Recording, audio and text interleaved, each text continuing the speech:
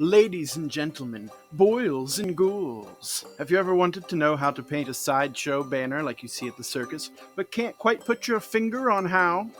Well, in this video, I'm going to show you how to paint a portrait of my very good friend, Rat Boy. Say hello, Rat Boy. Alright, theatrics aside, I'm not going to show you how to make the Rat Boy today, but I am going to show you how to paint the sideshow banner. There's really no videos out there that show you how to do that. I think I found one paid course, but I'm going to give it to you for free, because I love you. I think what we have together is special. So come one, come all, as we venture into the world of sideshow banner painting. To get started, we're just going to grab some measuring tools and a pencil so we can make a little roadmap of our soon-to-be masterpiece. If you're some kind of painting genius, you can skip this step and this video. For the base layer, I'm using Plaid Brand FX acrylic paint.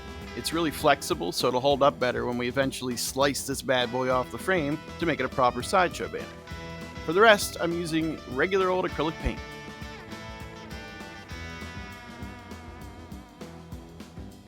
I like to measure out my letter spacing ahead of time. This helps ensure some sexy symmetry.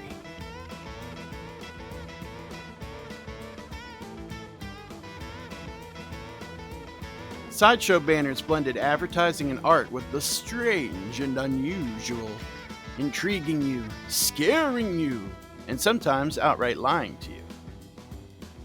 Some read, 6-foot man-eating chicken alive inside, with a huge lizard-like chicken masterfully emblazoned on the banner, only for you to pay that extra fee just to see a regular-sized man eating a regular-sized piece of chicken.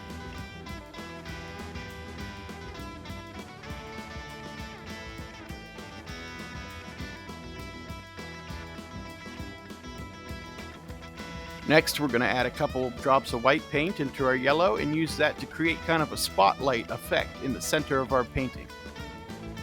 Now we need to make our piece look a little less like a big pack of Marlboros and a little more like a sideshow banner. I cut out a piece of cardboard to be the right shape for my little tail doodads and used that to trace them out, and now I'm filling them in with white paint to create that banner where my words will go. If you're anything like me, you will absolutely F up a bunch of times, so it's important to keep those shades of paint on your palette and use them as an eraser. To help separate the shapes and really make them pop, it's good to outline. For this, you'll need a long, thin brush and a steady pair of hands. Now we'll just add some burnt umber paint into our red to darken it up and create shadows. We want to create the illusion of folds in a curtain. Just think about how the fabric would lay naturally. It's mostly just a bunch of lines. Well, my camera died during the actual letter painting, so here's a handy-dandy little chart explaining the strokes of hand lettering. You can Google these for yourself. Sign painting is an art form that I absolutely love, but I'm a total amateur. Measuring out your letters ahead of time makes a world of difference in cheating your way through. Just be prepared to touch your work up a lot. Once you're tickled pink about your letters, it's time for the really fun part, shadowing. Just pick a contrasting color, then imagine the light is shining on your letters from the right, creating shadows on the left. This is the step that takes your letters from drab to fab. Next up is our little circle thingy. I'm using a different circle to make a bowed shape in the center that I'll use as a letter guide. Keeping with tradition, I'll paint the word alive inside of it, but you can paint whatever word your little heart desires.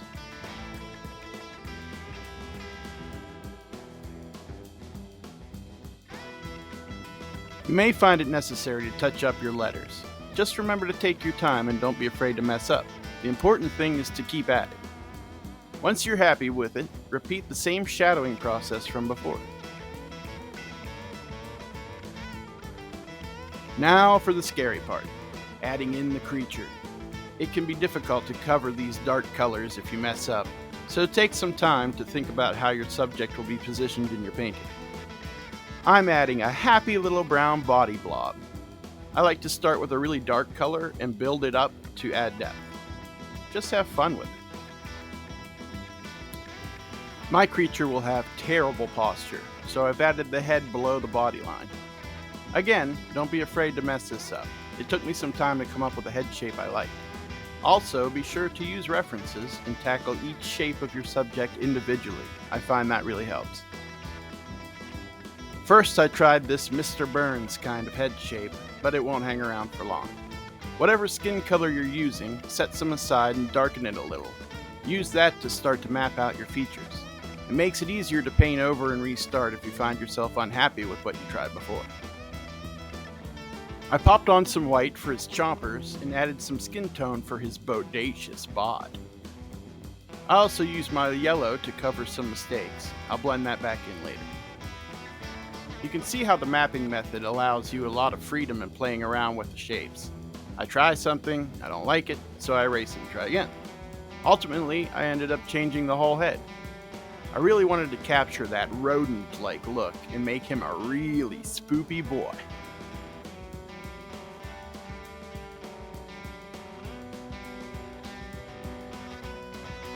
I'm generally more comfortable working in 3 dimensions, so painting takes me out of my comfort zone. But I find as an artist it can be so important to branch out and try new mediums, develop new skills.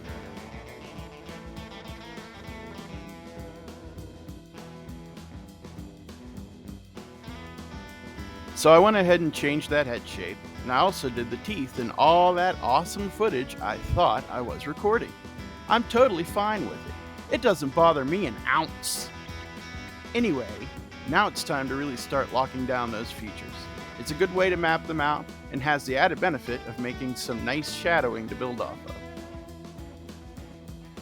I added an ear and also darkened up my outline paint to make deeper shadows where they need to be. At this stage, it's all about shadows and highlights. The nice thing about Sideshow banners is they weren't always painted by master artists. Sometimes they were done by amateurs using rustic techniques. So the simple design adds authenticity to your work, which is especially helpful to someone like me who primarily works in stick figures.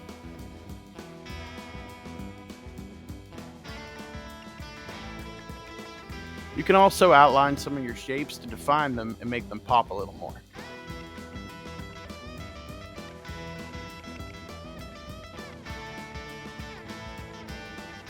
After yet another professional move of forgetting to film myself painting the eyes and little rat boy boobies, we can take our skin tone and add in some white to create highlights.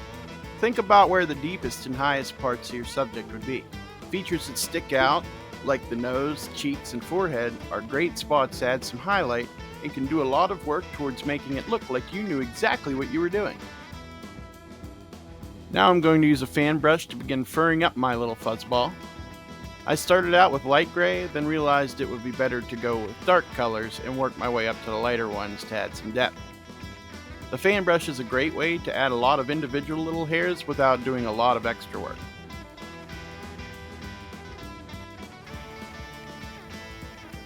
Next up, I took a very fine brush and started to add some hairs in more specific areas.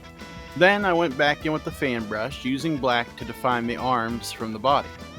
I really wanted to make it look like fur instead of a brown blob.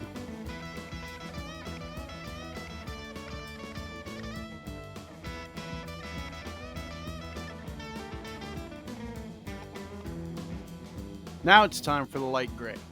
I'm just repeating the process with the fan brush. I find a good technique is to hold the fan brush at an angle to get defined points at the ends of each hair. And finally, I'll add some very dark gray or black hairs for one extra layer of detail. After that, you can just play around with layers of light and dark until Fuzzy Wuzzy is as fuzzy as you like. I also used some dark to define his beard and arms a little more. And don't forget some of the little finishing touch hairs.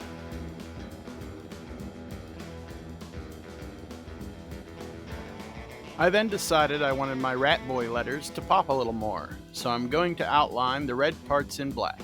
This is a pain in the ass. Watch your profanity.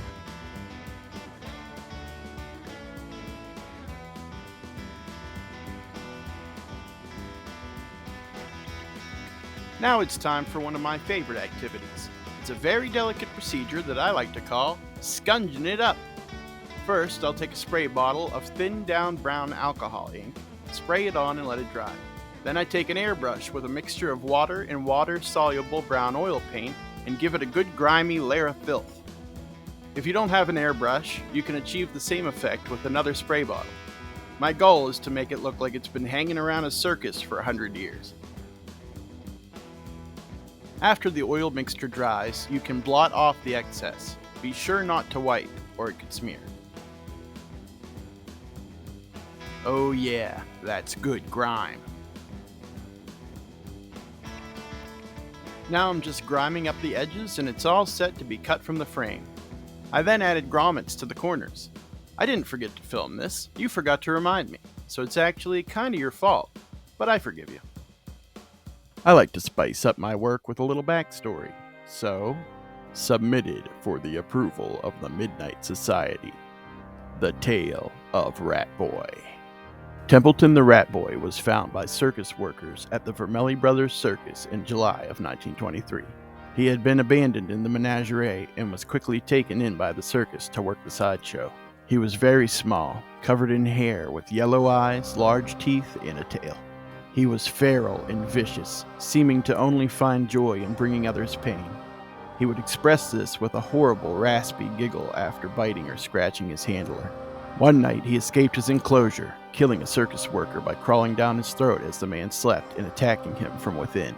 He was killed when he attempted to do the same to his handler, and the man was able to pull him from his mouth and dispatch him with an elephant hook. Not wanting to lose their star attraction, the Vermelli Brothers Circus made the decision to have Templeton's body preserved and rigged up to a hand crank so that audiences could always experience the horrors of the Rat Boy. Well, that about does it for the video. I hope you enjoyed it and maybe even learned something. If you did, leave a like down below, and if you're interested in seeing more creepy creations, don't forget to subscribe. I hope to make more videos showing you guys how to make weird stuff like this, or even this. And if you're interested in Rat Boy or any of that other creepy stuff I just showed you, then make sure you check out our Etsy shop, Wendigo Oddities. I hope to see you there.